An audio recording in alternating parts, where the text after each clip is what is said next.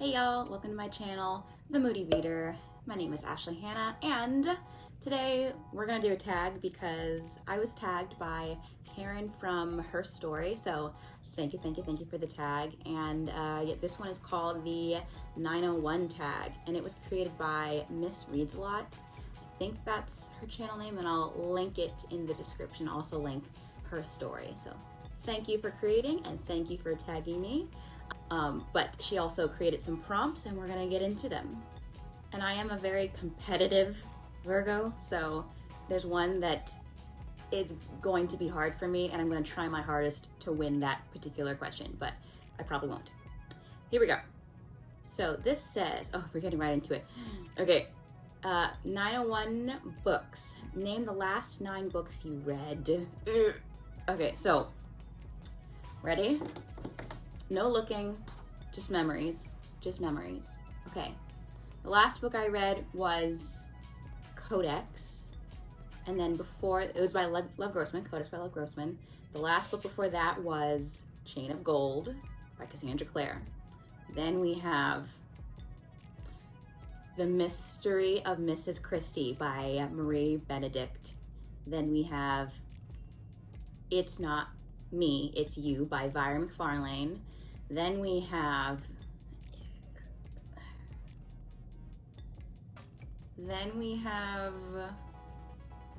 I Want to Say The Maid by Nita Prose. Then we have Into the Still Blue by Veronica Rossi. Small Favors by Aaron A. Craig.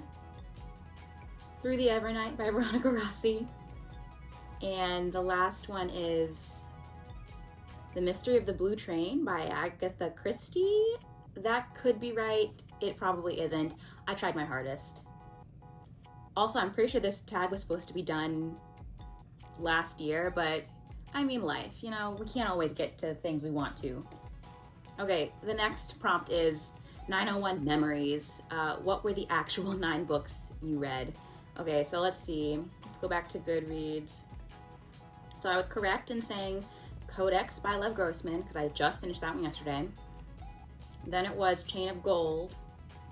Then it was The Mystery of Mrs. Christie. Then it was It's Not Me, It's You, The Maid, Into the Still Blue, Small Favors, Through the Evernight, and The Mystery of the Blue Train. Oh, I nailed it. I'm amazing. My memory, steel trap. Okay, so next prompt. Editing me will see if I actually did get all of them correct, but I'm pretty sure I did. 901 favorites. What was your fave out of the 9? That's really hard because I reread some books. So I reread Chain of Gold, and I reread the whole Under the Never Sky trilogy. So let's see. The favorite of those books would have to be, oh, when I reread It's Not Me, It's You. You know what? We're gonna go with It's Not Me, It's You. It's just so beautiful. It's about this woman named Delia Moss who is living in near Newcastle in the UK, and she just proposed to her boyfriend of 10 years, and he has not been so enthused about the engagement, but he has said yes.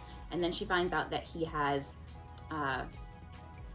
cheated on her, and she's of course very upset. And so she ends up needing a break from him, and ends up moving to London to reinvent herself a little bit. She's not even happy with her job either, and she just needs kind of a change. And this book has a cool graphic element to it that Viri doesn't put in a lot of her books, so I love that part. And it's just the romance. When you get to the romance in Viri books, it just hits so hard.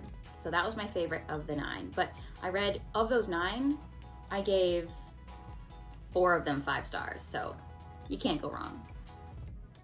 All right, this says 901 pick. Share the 9th non-bookish pick from your camera roll.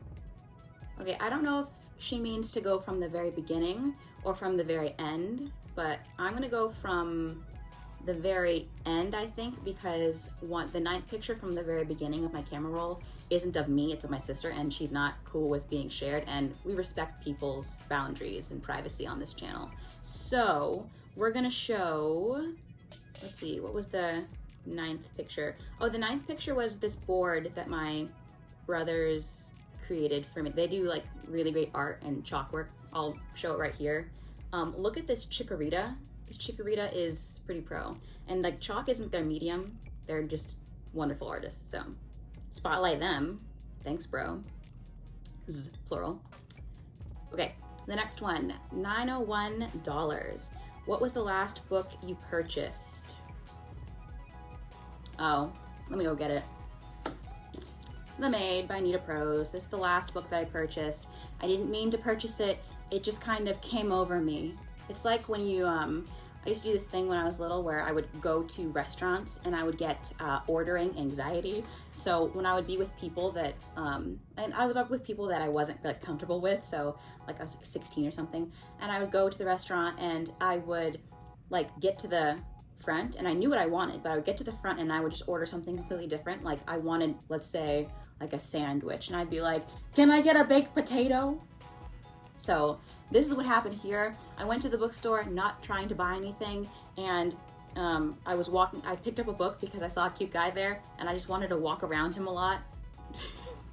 And so I ended up walking around him. He didn't notice me at all, and I ended up just buying this book because it looked weird that I was holding it for about an hour. So, but I really didn't like it.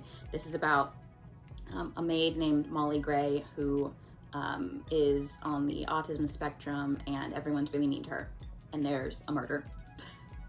That's basically what this book is about. Didn't like. Okay, 901 miles. What is the furthest or the farthest you have traveled from home?